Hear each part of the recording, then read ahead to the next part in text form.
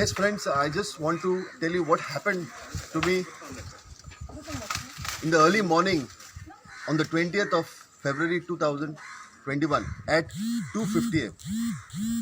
I was in a deep sleep with all of us in the deep sleep. This community is a very peace-loving community. This village is very peace-loving, and all the residents of this villages were in their slumber and sleep when this incident occurred.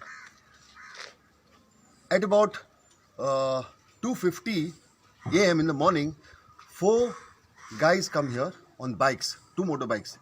They walk, they come on the bikes and go forward, turn back, and park their bikes there. From there, two boys walk, climb this compound wall, and put some explosive material. And the moment they put the explosive and jump out, there's a big blast. There's a big blast, and with the impact of the blast, this whole area was lit. And when this whole area was lit, I noticed when the two of them were running that one of the fellows is a suspected peon of my office.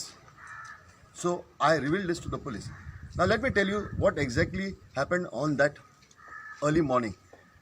When the impact of the blast became very prominent, my mom, who is sleeping in this house next, was terrified to hear the sound of the siren of this car, because with the blast the siren started howling. So she got up from her sleep. Why this loud sirens come from the car? And when she opened that door, she realized that my car is on fire.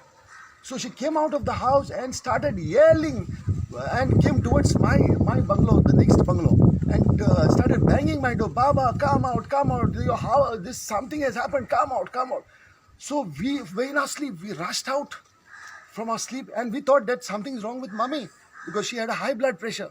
And imagine something had to happen to my mother. I don't know what would have happened. So when we came out, I saw that my car was in total flames.